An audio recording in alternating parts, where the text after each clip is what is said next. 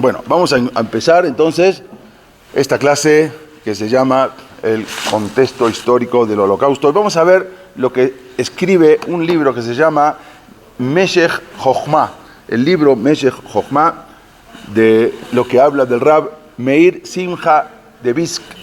Este es el Rab, es autor de este libro, que este libro fue escrito en la década de 1920. Estamos hablando todavía 20 años antes de que comience el Holocausto. Y este Rab, él escribe, es un libro que se estudia en la Yeshivot, es un libro como conocido, Meshech Chochmah,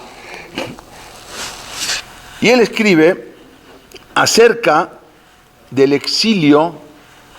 El Meshech Chochmah escribe acerca del exilio del pueblo judío a lo largo de 2000 años. Incluso cuando él lo escribió, cuando escribió el Meshech Chochmah, escribió este libro, Adolf Hitler, y Máximo él era un joven sin ningún tipo de poder. Era un jovencito que no tenía ningún tipo de poder, una persona prácticamente desconocida. Y el Meshech Chochmah dice así: ¿Qué sucedía en esa época? Estamos hablando de 1920. ¿Qué sucedía en esa época con los judíos? Dice, y él escribe así, obvio lo vamos a traducir. 1920, exactamente, por esa época fue cuando escribió el libro. Y él escribe: tras ser expulsados de una zona, los judíos que habían sido expulsados de una zona, los judíos se establecen en una nueva tierra, no a la tierra de Israel, estamos hablando, se iban de un lugar a otro, y la observancia de la Torá a esta altura es muy débil. Los judíos construyen su comunidad, o sea, se van de un lugar, son expulsados de un lugar y se van de una provincia, se van a otra, construyen su comunidad y adquieren prosperidad económica en su nuevo medio. Lo mismo pasaba no solamente con los judíos ashkenazim, también pasaba con los sefaradim. Se van de un lugar, estamos hablando en 1900, 1920, se van a otro lugar y empiezan a construir su prosperidad económica, también con los sefaradim, en México, en todos los lugares, por esas épocas. Aumentan también, eso más que nada también en los ashkenazim, aumentan el conocimiento de la Torah y la observancia de las mitzvot, van pasando de un lugar a otro, pero si bien, escribe así, el ser humano tiende a querer mejorar y superar los logros de las generaciones anteriores, con respecto al conocimiento de la Torá, esto es algo imposible. ¿Por qué? Dice, él escribe así: las generaciones anteriores son de mayor grandeza que sus sucesores, y el rol de las generaciones posteriores es alcanzar una comprensión de las obras de los antepasados. O sea, siempre tratamos de entender qué escribieron nuestros antepasados. Por lo tanto, él sigue escribiendo: el impulso humano de abrir un nuevo camino, y cuando de repente llega y hay ciertas cosas que no puede, encuentra su válvula de escape en otros emprendimientos no conectados con la Torá. ¿Por qué? Porque como la Torá no pueden llegar a esa categoría que llegaron nuestros antepasados, entonces buscamos otra válvula de escape. Los judíos comienzan a criticar entonces a la Torá, diciendo que esta ya no es relevante. Él estaba escribiendo lo que estaba sucediendo en esa época de 1900, la década de 1920. Y se identifican por completo con la cultura que les da hospedaje, diciendo que Berlín es Jerusalén. O sea, lo que se oía en la calle. Una ola de antisemitismo persigue a los judíos, haciendo innecesario todo esfuerzo judío de asimilación. O sea, todo tipo de asimilación, era que pensaban que con eso iban a solucionar el problema, era innecesario. Los judíos son expulsados de la tierra y el ciclo vuelve a iniciarse. Quiere decir que otra vez iban a otros lugares, se volvía a iniciar el ciclo.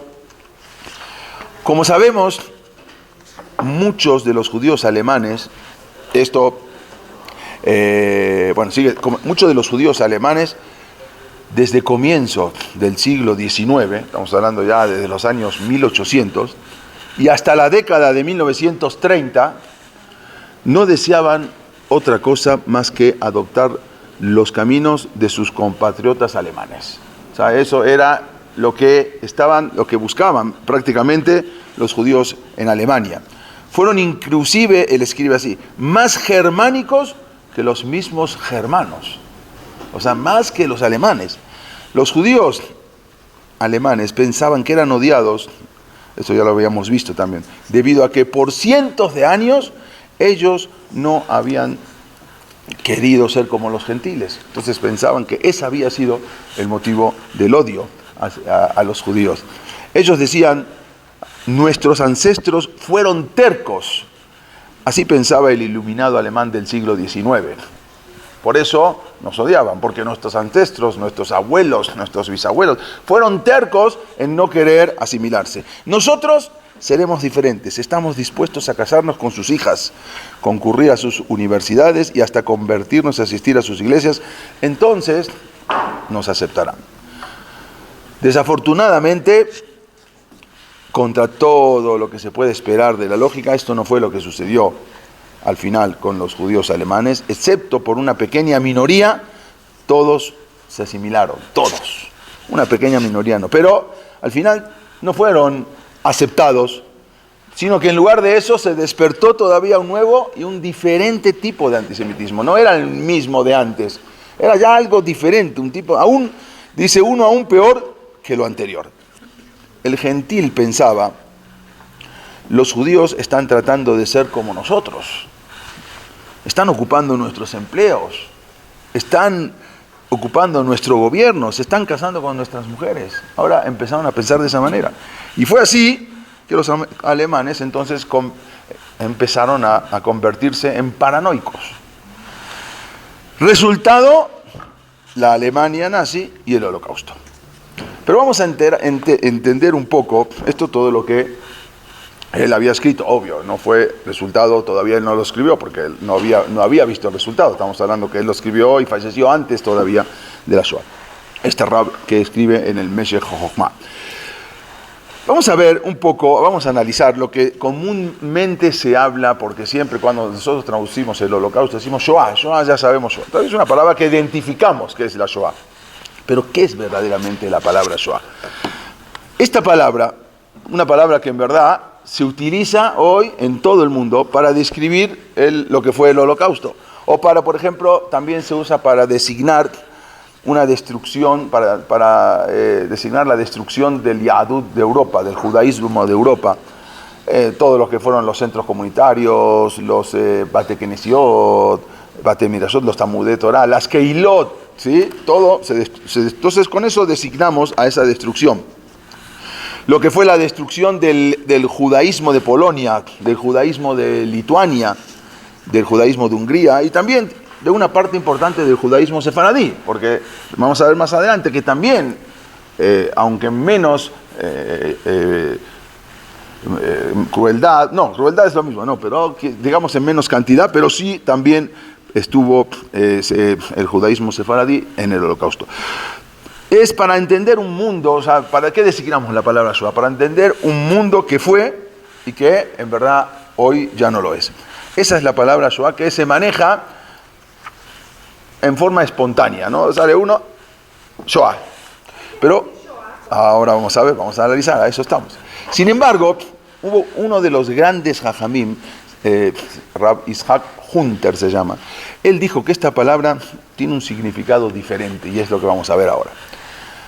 ¿De dónde viene? ¿Quién inventó la palabra Shoah? Shoah, a alguien se le ocurrió Shoah, pero ¿de dónde? Tiene que haber una raíz. ¿De dónde se sacó la palabra Shoah?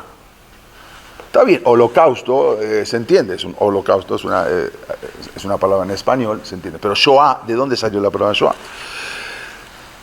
Traducida literalmente significa tragedia. La palabra Shoah es algo tragedia, también puede ser destrucción. Eso es la explicación literal de la palabra Shoah. Pero también significa una destrucción imprevista, ¿sí? Una destrucción que viene en forma de repente, en forma repentina. Eso es la palabra Shoah. ¿De dónde se origina la palabra Shoah? Hay varios pesukim, vamos a ver en la Torá, hay 3 o 4 pesukim, 3 versículos que dicen la palabra Shoah y de ahí se extrajo para entender que es Shoah. Los pesukim, donde viene la palabra Shoah, se refieren a un mal, se refieren a una catástrofe sin razón, sin sentido, una catástrofe sin causa, sin aviso. Eso es cuando los pesukim, los versículos hablan de la palabra Shoah, eso se refiere. Como está escrito, por ejemplo, en este pasuk en el Mishle, vamos a ver, en el Mishle, está escrito en el Perek 3, en el pasuk 25. Dice, acá no está el completo, pero traigo el final. Al tira, dice el pasuk así, al tira mi pahat pitom, mi shoat reshaim kitabo. Dice, no temas de un susto repentino, de una tragedia de malvados que va a venir. O sea, no se refiere pero está hablando de la palabra, está hablando de otra cosa, pero utiliza la palabra Shoah. ¿Qué es Shoah? Un susto de repente, algo repentino. ¿Sí? Dice, al tirar mi paja pitom, ¿qué es? Como no decimos en hebreo, pitom, de repente. ¿Sí? Eso es algo que viene, una tragedia de repente, que no se esperaba, y de repente llegó. Acá en el Mishle utiliza la palabra Shoah para algo que viene, que uno no se lo esperaba de repente. ¿Qué es ¿qué es de repente? Es un susto, Shoat Reshaim Kitabo, es un daño repentino, algo que venía sin aviso. Vamos a ver otro pasuk en la Torah. Hay otro pasuk en la Torah, en el Naví Yeshaya, en el Perek Mem Zaim, sí, 47, el pasuk 11, dice así. Dice el pasuk, Uba aleja Ra, va a venir una tragedia, lote de ahí que no esperas, algo inesperado, ¿sí? Dice, Shijra betipol alaich, va a caer sobre ti, dice, Oba loto geli kaparat betabo alaich bitom, va a venir algo de repente, Shoah lote de ahí, algo que no se esperaba. O sea, te va a venir algo inesperado. Otra vez utiliza la palabra Shoah. ¿Y qué dice? Algo inesperado. O sea, no está hablando de algo algo repentino. Quiere decir que cada vez que se utiliza la palabra Shoah es algo que la persona no se lo esperaba. Y después vamos a ver otro en el Teilim 35, en el pasuk 8. Dice así. El pasuk dice, Teboeu Shoah lo yeda. Vendrá una Shoah inesperada. Otra vez utiliza la palabra Shoah. Son los pesukim que en la Torah hablan de la palabra Shoah. Y cada vez que dice Shoah es algo repentino. Quiere decir algo, Shoah, lo yeda, que algo no se sabía, que algo no se conocía. Vemos entonces, vamos a explicar la palabra Shoah para designar algo que pasó. Resulta que tiene que ser algo, para explicar la palabra Shoah, tiene que ser algo repentino, algo inexplicable, como un huracán que llega, arrasa con todo y se va. Eso es la palabra literalmente de donde se aprende la palabra Shoah. Shoah quiere decir tragedia, o sea, tragedia repentina, como dijimos antes, una destrucción de repente, como un huracán. Viene de repente, un terremoto, algo que no se espera. Eso es el significado de la palabra Shoah. Pero veamos en otro lado, en la Torah, que hay una perashá, que es la perashá Kitabo, donde traen las verajot, las bendiciones, y también traen las maldiciones. Entonces, en esa perashá, vamos a ver qué dice. La perashá que está escrita, que fue entregada a Moshe Rabbeinu hace 3000 años. Y en la perashá, vamos a ver, dice así. Isa Hashem aleja goy merajok, va a elevar una nación, un pueblo de lo lejos, Miketze Haares, de otra punta de la tierra, Kasher Idea Nesher, dice, así como el águila que viene de un lugar a otro, Goy Asher lo tishma leshono, una nación que no te va a hacer caso, no, por más que le hables, no te va a escuchar. Dice el pasuk, Goy Aspanim, un pueblo que no tiene compasión, Asher lo isapanim lazakem, tampoco va a tener compasión por el anciano.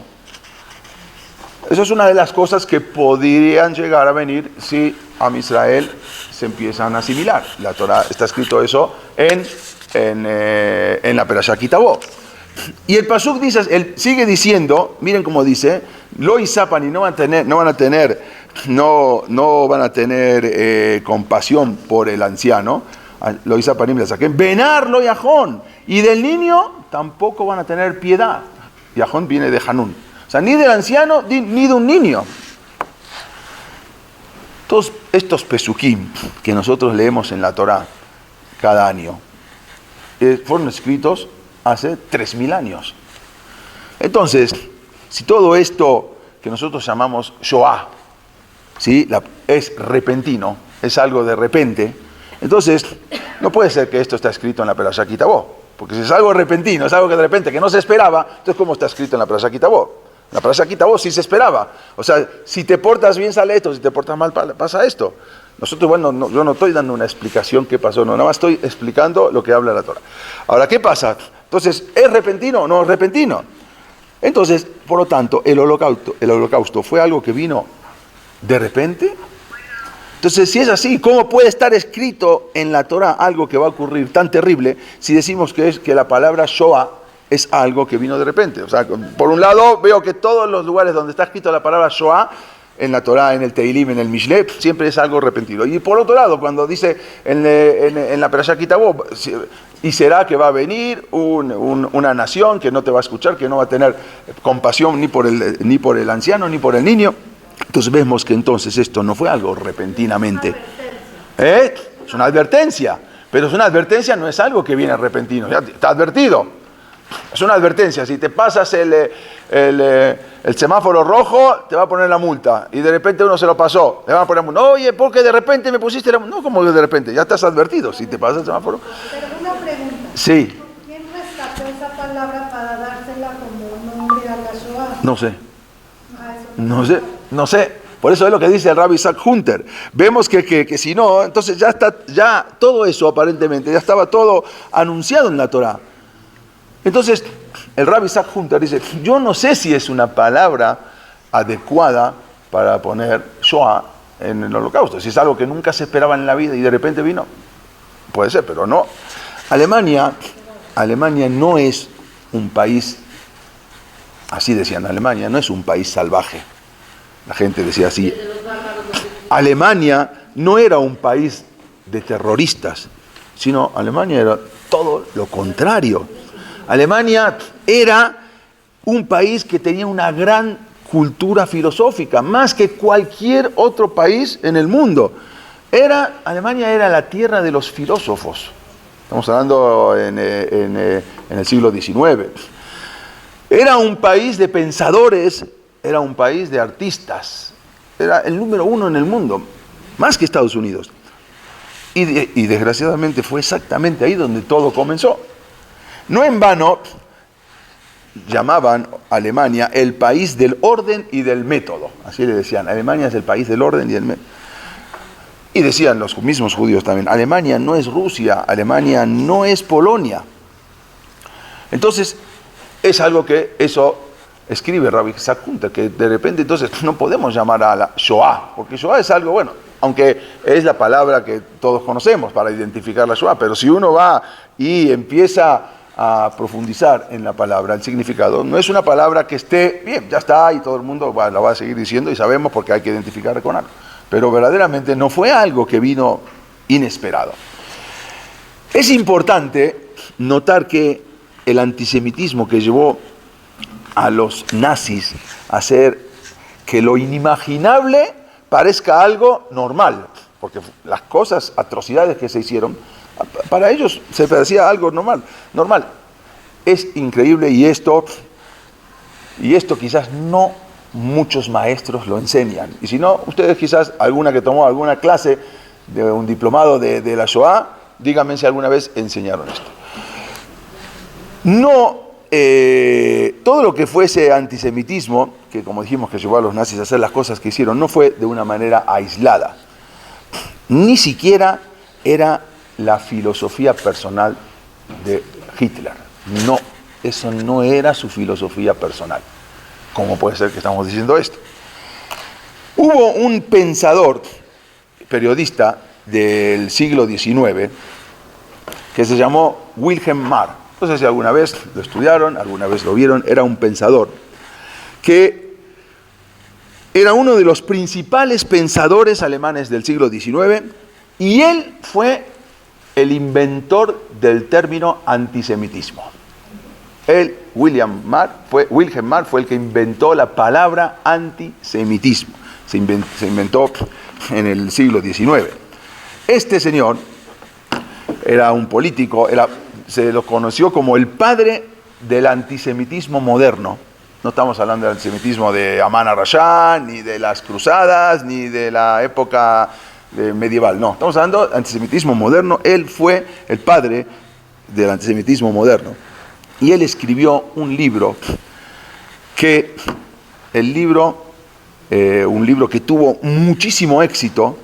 El libro se llamó La victoria del judaísmo frente al germanismo. Estoy hablando mucho antes todavía del Holocausto. Y él escribe así: no hay nada que detenga a los judíos. Eso era alemán.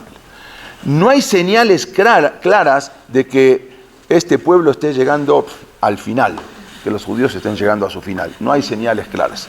Al contrario, el control de los judíos sobre la sociedad y sobre la política, así como su dominio del pensamiento religioso, continúa en la cúspide de su desarrollo. Dice, los judíos siguen. Gracias a la nación judía, Alemania será una potencia mundial, una Palestina nueva en Occidente. Y esto no ocurrirá mediante una revolución violenta, sino con la aceptación de la gente. No deberíamos reprocharle a la nación judía. Luchó contra el mundo occidental durante 1800 años y finalmente la conquistó. Nosotros, los alemanes, fuimos vencidos. Estaba escribiendo en 1879. Los judíos, así escribe, tardaron en hacer su ataque a Alemania, pero una vez que comenzaron, no hay nada que los detenga. Estoy dirigiendo mis últimas fuerzas para morir en paz como alguien que no se rindió y que no pedirá perdón. La verdad histórica de que Israel se convirtió en una superpotencia. ¿Cuál superpotencia? No existía Israel en 1879, pero así él les pone.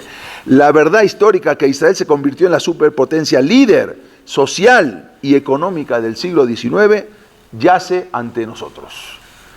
Tenemos entre nosotros una tribu ajena, flexible, tenaz e inteligente, que sabe cómo hacer que la realidad juegue un rol en muchos aspectos. El espíritu y la conciencia judía han superado al mundo. Y sigue diciendo, todo esto es consecuencia de una historia cultural tan única en su forma, tan grandiosa, que la polémica cotidiana no puede lograr nada en su contra. Miren lo que dice: con toda la fuerza de sus ejércitos, 1879, ¿cuál ejércitos? Y él escribe así: con toda la fuerza de sus ejércitos, el orgulloso imperio, esto habla sobre los romanos, con toda la fuerza de sus ejércitos, el orgulloso imperio romano no logró lo que el judaísmo ha logrado en Occidente y en particular en Alemania. Sin embargo, hay que recordar que cuando Wilhelm Marr escribió estas palabras, el Estado de Israel ni existía. Tampoco había un indicio que comenzaría a existir en el corto plazo. No había, 1879. Vean, en esta perashá, Shemot, hay un pasú que dice justamente después de que muere Yosef. Entonces viene el faraón y dice: Abanit Hakemalo, tenemos que ser más inteligentes. Dice, porque Penirbe van a hacer una guerra, Bealamina Ares, y nos van a echar de acá. Ellos, ¿cómo? No se entiende. Primero estamos hablando de que cuando llegaron los hermanos de Yosef, le dijeron: ¿a dónde hay que habitar? Dijeron: no, nosotros queremos en Eres Goshen, somos pastores. Yosef le había dicho que lo peor para un egipcio era el trabajo más bajo era ser pastor. Entonces, a propósito le dijeron: somos pastores. Entonces, ¿a dónde se instalaron? En Eres Goshen. Era como un gueto. Ahí, un gueto, no era que los mandaron al gueto, ellos se pusieron ahí, gueto, ahí estaban separados. Y de repente, ¿cómo dice que Abán y Hakemalo Penirbe se empezaban a aumentar? ¿Cómo nos van a hacer una guerra? Si estaban ahí metidos en Eres Goshen, ¿de dónde? ¿Cómo se entiende?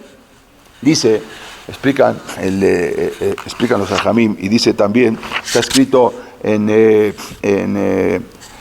en el Teilim también, y está escrito en el Zohar, dice así, le Lamedja que Shemet Yosef, dice que en verdad, cuando murió Yosef, Eferu Brit Milá, ese Brit Milá que empezaron a hacerse desde Abraham Avinu, se dejó de hacer.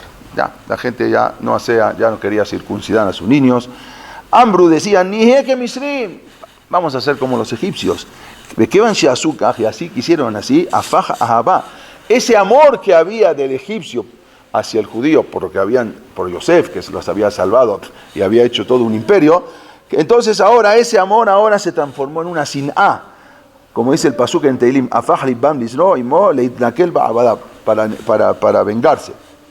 Y así está escrito, dice en el pasuk, Ubne Israel paruba ishresu, batimalea aresotam, se llenó de ellos. ¿Cómo se llenó de ellos? El pasuk dice se llenó. ¿Cómo se llenó? Si estaban en Eres Goshem, en un gueto. ¿Cómo que se llenó de judíos todo Egipto? Y ahí explican los hajamim que si se llenaron, nidmaleu batete aterot ubater karkasaot mehem, se empezaron ya a convivir y a estar en estadios, con los mismos, ya eran parte de los mismos cristianos, de los mismos egipcios, miad gasru alem, y ahí empezaron todo el problema con los egipcios. Vean una cosa, vean lo que escribió la Torá hace 3000 años y lo que escribió Wilhelm Marr en 1879. Por un lado tenemos, dice, Batimalea, esto es lo que dice la Torá. Abanit Hakemalot, vamos a ser más inteligentes que lo Penirbe, ¿no? Seamos astutos contra él, acá está la traducción. No sea que se multipliquen y que suceda una guerra y se unan a nuestros enemigos y nos hagan subir de la tierra, o sea, nos van a echar.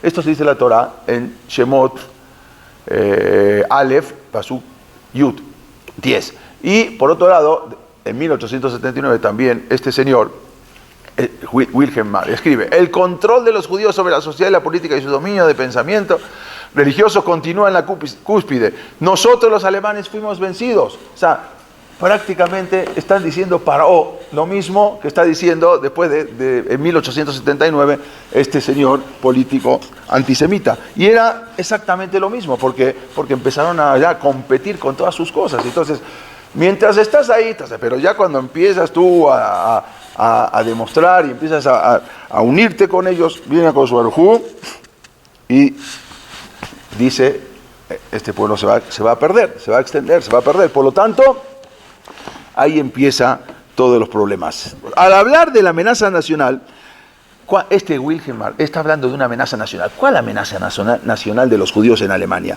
Él estaba hablando de una lucha ideológica. Estamos hablando mucho antes de que nazca Hitler. Una lucha ideológica judía que era judía contra el paganismo. Que era una lucha que en verdad había existido durante toda la historia judía. Una lucha que había existido entre los griegos y los judíos, entre los romanos y los judíos. Siempre era la lucha del paganismo con la lucha de los judíos, que era la ideológica judía. Hitler entonces vio esa lucha como una continuación entre los alemanes y los judíos. No es algo nuevo que de repente vino un loco y empezó. No, había algo, no inventó nada. No fue una filosofía nueva la que impuso Hitler. Uno de los ejemplos más claros de este deseo, del deseo de Adolf Hitler, de librar al mundo de los judíos, se puede ver casi al final de la guerra, de la Segunda Guerra Mundial, cuando fue el exterminio de los judíos de Hungría. Ya vamos a llegar después a esa parte. Estamos hablando de 1944, a meses de que los aliados acaben con los alemanes. Hasta marzo de 1944, el gobierno húngaro había rehusado permitir la deportación de los judíos de su país. O sea, se mantuvo desde 1941, todos los países iban cediendo y mandando a los judíos a los campos de concentración, pero Hungría se rehusó, dijo no, y era en 1944. En marzo de 1944 los alemanes ocuparon Hungría y a mediados de mayo, 2 semanas antes de la batalla de Normandía, estamos hablando 15 días antes de que desembarquen los aliados en Normandía, ahí empezaron a hacer las deportaciones en masa hacia Auschwitz. 2 semanas 2 semanas. El liderazgo nazi trabajó con una intensidad impresionante. Algo nunca había sido tan rápido. Y por otro lado, el ejército soviético estaba acercándose a Hungría también con una rapidez, y los alemanes sabían de que si no defendían y si no mandaban los trenes con los soldados alemanes a pelear contra los rusos, iban a perder la guerra, porque ya los rusos ya estaban. Pero por otro lado, Hitler no podía permitir de ninguna manera que una comunidad tan grande como la comunidad judía de Hungría sobreviviera. Entonces, todos esos trenes que tenía que haber utilizado para transportar a su ejército y pelear contra Rusia, los desvió. Sí, eran muy necesarios todos esos trenes para poder transportar a todos los soldados al frente ruso. Y en lugar de eso, los desvió a fin de enviar a los judíos a Auschwitz. O sea, es algo insólito. Para él, el enemigo principal eran los judíos, no eran ni los rusos ni los aliados. El enemigo principal eran los judíos. Entre el 15 de mayo y el 8 de julio, unos 400.000 judíos húngaros fueron enviados a Auschwitz. Estamos hablando entre el 15 de mayo y el 8 de julio, 400.000. Y en ese momento estaba Auschwitz operando a su máxima capacidad, recibiendo un promedio de 12.000 judíos por día. Imagínense, era una cantidad impresionante. La obsesión que tenía Hitler con los judíos, ese era su foco principal, incluso hasta los últimos momentos de su vida. Algo insólito. Lo último que dijo antes de suicidarse en su búnker, el 30 de abril de 1945, ¿qué fue lo último que dijo? Apúrense para que la lucha continúe en contra del enemigo de toda la humanidad, los judíos. O sea, ya antes de suicidarse, ya estaba perdido. Dijo, apúrense que tenemos que ganar esta batalla. Tenemos que aniquilar al enemigo de toda la humanidad. Y una de las últimas órdenes que dio Hitler estando en su búnker, dijo, les ordeno a los líderes de la nación y a quienes están bajo ellos a apoyar las leyes raciales en su totalidad y a oponerse sin piedad al envenenador universal de todos los pueblos, la judería internacional. Ya eso fue la última orden que dio Adolf Hitler. Quiere decir que no era una guerra. Bueno, tenía que defenderse de los rusos, de los alemanes, de todo. Pero la guerra era ideológica, la guerra era contra los judíos. Y ahora vamos a ver que el entendimiento de Hitler del rol de los judíos en el mundo no fue equivocado. Pero no me avienten con... no estuvo equivocado. ¿En qué sentido? De hecho, su entendimiento era el entendimiento del judaísmo tradicional. El entendimiento de Hitler fue el mismo entendimiento como nosotros entendemos. Cuando los Yehudim aceptaron la Torá en Har Sinai, se convirtieron en lo que fue el pueblo elegido. Pero ¿qué es el pueblo elegido? El pueblo elegido cuya responsabilidad era traer un código divino de moral al mundo. ¿Sí? ¿Qué significa ser pueblo elegido? ¿Qué es eso? Yo les hago una pregunta. ¿Acaso las demás naciones del mundo no fueron elegidas? ¿Que a Dios no les interesa ninguna nación del mundo más que los judíos? No es cierto. No es cierto, no podemos decir así. No, nada más los judíos. Y todos los demás no son elegidos. Decir eso es un poco controversial. Decir que nosotros nada más somos el pueblo judío y todos los demás no. Es algo controversial. Y hasta puede ser entendido como racismo, ¿no? Como algo como una supremacía. ¿Sí? El que, no, Israel es el pueblo elegido y todos los demás no sirven para nada. No. ¿Sí? Por ejemplo, en el libro de Yoná, vino a Kadosh Baruj Hu y vemos que Hashem demostró el interés por los habitantes que estaban en Nínive, que no eran judíos. Y le dijo a Yoná, ve a Nínive, por favor, para que vuelvan y se arrepientan de todo lo que estaban haciendo. Si no fueron un pueblo elegido los de Nínive, ¿para qué les interesa a Dios que vaya a Yoná y que les avise y se quiso escapar y todo lo que les sucedió? Estamos hablando que no eran un pueblo judío. Nínive no era un pueblo judío. Y le dijo a Yoná, ve, y te pido que vayas a salvar a ese pueblo, a que se arrepientan de lo que hicieron, de lo que están haciendo. O por ejemplo, vean, esto está en el Naví Yeshayá. En el Naví Yeshayá, en el Perek 20, Pasuk 25, está escrito así. Asher berajó Hashem Sebacot Lemor, que bendijo Dios de los ejércitos diciendo, Baruch Ami Misraim, bendito mi pueblo Misraim. Umaasei Adai Ashur, y también bendito el hecho de mis manos, el pueblo de Asiria, mi obra Asiria. Benahalati Israel, y mi legado de Israel. Entonces acá, ¿dónde está? O sea, ¿qué es el pueblo elegido? También los misrib son el pueblo elegido. Bendito el pueblo egipcio, bendito el pueblo asirio, que destruyó, que sacó a las 10 tribus y se las llevó al exilio. Y también mi legado Israel. Quiere decir que todos los pueblos en verdad fueron elegidos. ¿Elegidos qué es elegidos? Fueron elegidos, quiere decir destinados para algún propósito divino. Cada pueblo está destinado para ser un propósito divino. Aunque algunos no lo cumplen, su misión, mientras que otros sí, otros no. No sé, quizás los griegos fueron elegidos para traer la filosofía al mundo, ¿sí? O quizás los romanos fueron elegidos para traer la democracia al mundo, porque ellos empezaron con toda la República Democrática, y de ahí se sigue hasta hoy en día. Pero entonces, que hay otro pasuk en el mismo Yeshayá, en el Perek 42, en el pasuk 6, dice así, Ani Hashem Keratija, yo soy Hashem que te he llamado, dice Betzedek en la justicia, Beahasek beyadeja, y te sostendré en tu mano, Beetzorja, y te protegeré, y te pondré, dice, Beetená librit am leorgoim, y te pondré como un pacto para el pueblo, como luz para las naciones. Ahora sí, ahora está hablando del pueblo judío. Esta es la parte por qué se eligió al pueblo judío. Todos los pueblos son elegidos. Nada más que nosotros, cuando somos elegidos, ¿qué es el pueblo elegido? El pueblo elegido, ¿para qué? Para imponer, para poner esa luz, esa moral a todos los pueblos del mundo. Eso es la luz de Am Israel. Esto es lo que dice también el pasuk. Unetatija leor goim, te pondré luz para las naciones, liot yeshuatiat, que sean hasta el final de la tierra, hasta el final de toda la humanidad. Quiere decir que nosotros fuimos elegidos, todos son elegidos, pero nosotros fuimos elegidos para algo. Lo que se refiere pueblo elegido, ¿cómo? ¿Los judíos solamente? No, todos. Pero cada pueblo fue elegido para algo, cada pueblo tiene su misión. Nuestra misión, somos elegidos ¿para qué? Para impartir esa luz.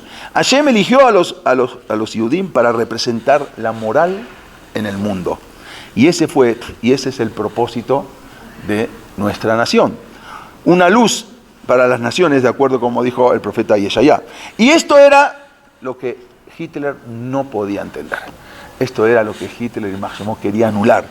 Porque mientras hubiera incluso unos pocos judíos sobre la tierra, entonces iban a continuarían con esa misma misión que Dios les había encomendado. Entonces él no podía permitir que haya judíos en la tierra, porque iban a seguir impartiendo la moral. Y él no tenía eso. El paganismo era la cultura aria, la raza aria. El pez grande se come al pez chico, es la guerra, no hay Dios, no me interesa. O sea, acá es la fuerza y lo que es la raza aria. Y eso era lo que no podía entender. Hitler y Máximo decía, si tan solo un país, por la razón que fuera, tolera a una sola familia judía, esa familia se convertirá en el semillero de una nación fresca. O sea, si dejamos a una sola familia, va a volver a renacer. No puedo dejar a nadie, porque, decía, lo dijo en el libro Mi Lucha, porque un pequeño niño judío puede sobrevivir sin educación judía, sin sinagoga y sin escuela judía, ya que el judaísmo está en su alma. Y por lo tanto, por más que le quitemos todo, si está el niño, va a seguir floreciendo. Si nunca hubiera existido una sinagoga, si nunca hubiera existido una escuela judía ni un Viejo Testamento, el espíritu judío continuaría existiendo y ejerciendo su influencia. Ha estado allí desde el comienzo y no hay judío, ni un solo judío que no lo personifique. Imaginen todo esto lo que escribió Hitler y Máximo Zichron. Entonces, cuando lo vemos de esa perspectiva, entonces logramos una visión ya completamente diferente de la razón del holocausto.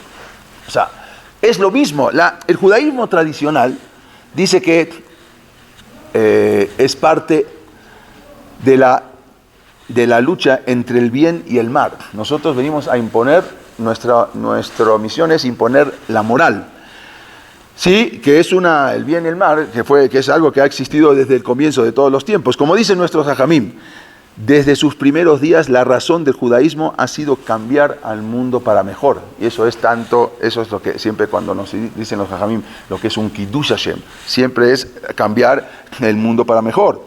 Este intento de cambiar el mundo, este intento de desafiar a los dioses, de cambiar a las sociedades que los rodean, de tener exigencias morales sobre los demás, eso ha sido constantemente una fuente de tensión entre los judíos y los no judíos. Y eso era lo que les molestaba a Hitler. No es algo diferente a lo que era la filosofía. Él entendía el rol de los judíos. Por eso hizo todo lo que hizo, porque entendió qué eran lo que debían hacer los judíos en el mundo, impartir la moral. Entonces ahora entendemos por qué tantos gentiles han considerado la existencia de los judíos como una amenaza terrible durante todas las generaciones. Porque la existencia de los judíos, con sus valores, sus lealtades diferentes, era una amenaza para la ideología del nazismo. Entonces eso era lo que más le molestaba a Hitler. Y ahora entendemos por qué empezó toda esta lucha. De repente, no era de él, ya venía de antes, de mucho antes. Era toda una ideología. Obvio, se prende en ciertas circunstancias, cuando el pueblo judío se empieza a asimilar, ahí es donde más se enciende, ¿sí? Pero está, y esa es la ideología que luchó Amalek contra el pueblo judío, y es la misma ideología que luchaba Hitler contra el pueblo judío. Pero, ¿qué sucedía? Vamos a ver ahora, para entender también, cambiando, y más en Lemase, ¿qué pasaba en ese momento también cuando los judíos, un hecho que sucedió, cuando estaba casi ya comenzando la Segunda Guerra Mundial, el trágico destino de los judíos europeos ya se hacía evidente, ¿sí? No había ninguna fórmula, no había ninguna forma posible de rescate. O sea, ya iban con las naciones a ver quién los podía rescatar, ya era cada vez más difícil, como vimos se les cerraban todas las puertas. Ocurrió en una ocasión que unos cientos de judíos ricos habían comprado un barco, ellos mismos compraron un barco con la intención de escaparse de Europa, porque ya no había nadie que los llevaba. Entonces dijeron, bueno, ya ni modo, compramos un barco entre todos y nos vamos. Y había que salir de Europa y de esa manera poder llevar a sus familias a América, pero les faltaba un detalle, necesitaban conseguir las visas. Está bien, ellos pueden comprar un barco, pero cuando llegan a América y al país que fuera, no, Estados Unidos, que querían ir, no los iban a recibir. Entonces, de modo que se dirigieron con un importante embajador de los Estados Unidos que estaba en Reino Unido. Se llamaba Joseph Patrick Kennedy. Era el famoso embajador, muy importante, muy activista. Entonces fueron con él para pedirle, expresar, ¿sí? Que por favor necesitaban conseguir las visas. Entonces, era de esperarse que era la nación americana, una nación tan abierta, que no tendría que haber ninguna dificultad. ¿Por qué? Porque le tendría que haber dado las visas, no habría. Aparte eran gente rica, no eran gente que tenían miedo, que venían ahora a quitarle sus trabajos y todo. Eran gente que tenían poder económico. Pero sin embargo, se encontraron con una dificultad que nunca se habían imaginado. El embajador americano se negó a concederle las visas, esas visas tan esperadas, para poder viajar a los Estados Unidos. Entonces, los judíos estaban ya desilusionados ante esa negación, a pesar de haber insistido. Entonces, estos hombres, cuando se dieron cuenta que no había respuesta, no lo pensaron mucho, tomaron la decisión, ya tenían el barco, tomaron la decisión de embarcarse de todas maneras, aunque no tengamos visa, y vamos a ver de qué manera salvar nuestras vidas. Estamos hablando, ya empezó la guerra. Empezaba la guerra. Tenemos que salvar nuestras vidas, la de nuestras familias, de la inminente aniquilación que ya se veía venir por parte de los nazis. Entonces, él se negó a concederse esas tan esperadas visas, desilusionados. Ellos dijeron, vamos igual, nos vamos de aquí. De esa manera partieron hacia América sin visa. Ya una vez en alta mar, y ya rumbo a los Estados Unidos, le llegó la noticia al embajador Kennedy de que los judíos que habían venido a pedir la visa se habían embarcado igual. Como él no les autorizó, que no les dio la visa, entonces aún sin su consentimiento y a pesar de habérsele negado las visas, se enteró que los judíos igual se fueron. Entonces, ¿qué hizo? Inmediatamente eso enfureció a este embajador antisemita. Inmediatamente informó a las autoridades de Washington sobre que un barco que se dirigía de camino hacia los Estados Unidos con cientos de almas judías querían salvar, que en verdad toda su intención era salvarse de ser asesinados por los alemanes. Entonces, una vez arribado el barco al puerto en Estados Unidos y previamente advertidos por el embajador en Londres, no se les permitió bajar a la tierra y por lo tanto se les envió de regreso a Europa, que en ese momento ya estaba en guerra. Franklin Delano Roosevelt, el presidente de Estados Unidos, no les permitió bajar. Desgraciadamente, una vez arribados a Europa, todos los judíos que viajaban en ese buque, en ese barco, fueron detenidos y enviados a campos de concentración, donde posteriormente terminaron en los crematorios. El nombre de este embajador de Estados Unidos en Gran Bretaña era, como dijimos, Joseph Patrick Kennedy, conocido antisemita y colaboracionista de Hitler. Él colaboraba, porque en el año 1938 el presidente de los Estados Unidos, Roosevelt, lo había nombrado como embajador, o sea, justamente un año antes, en 1938 lo mandaron como embajador a Reino Unido. En septiembre de 1938, este embajador Kennedy recibió en Inglaterra la visita de un famoso personaje, se llamó Charles Lindbergh. No sé si a algunos de ustedes le suena este nombre. Él fue el que inventó el avión. Él era autodeclarado antisemita y era conocido como un héroe americano simpatizante del Tercer Reich. Era un famoso aviador. Charles Lindbergh acababa de estar en Alemania y llegó a Reino Unido. Y le aseguró al embajador que el ejército alemán no tenía rival posible en Europa. Él conoció todo lo que es la aeronáutica de Alemania y dice, no hay manera que ningún país le pueda hacer frente. Ante esa opinión, Joseph Kennedy transmitió a Washington lo siguiente, este embajador, y dijo lo siguiente: Alemania tiene una potente aviación con la que puede bombardear cualquier ciudad europea sin que prácticamente pueda presentar ninguna posible resistencia. O sea, él mandó avisar a Estados Unidos, no hay manera de pelear contra Alemania. El 11 de septiembre de 1939, Kennedy, con sus esperanzas en una victoria nazi, manifestó a Washington su propuesta de un acuerdo de Estados Unidos con la Alemania. O sea, él mandó una carta para que hagan un acuerdo, Estados Unidos y Alemania, y ya no salgan a pelear porque no había manera. Ante este suceso, un rabino de Londres, ¿sí?, que de aquella época se llamaba Israel Jacobson, él estaba furioso, estaba enojado, se presentó entonces en la embajada de los Estados Unidos en Gran Bretaña ante este malvado embajador y le recriminó con las siguientes palabras: señor embajador, sus acciones no son comprensibles ni perdonables, en especial para una persona que ocupa un alto rango como el suyo. A una persona que incurre en esta clase de hechos no se le puede ni siquiera considerar un ser humano. Por lo tanto, tiene usted que saber que, debido a su nefasta intervención, al negarles la entrada a América a los pobres refugiados judíos, que solamente pretendían salvar sus vidas de las garras del enemigo, cientos de personas perdieron la vida en crematorios de los campos de concentración. Y le puedo asegurar, señor embajador, que por ese crimen que usted ha cometido, tanto usted como su familia serán malditos por generaciones. No mucho tiempo después comienzan las desgracias en la familia Kennedy.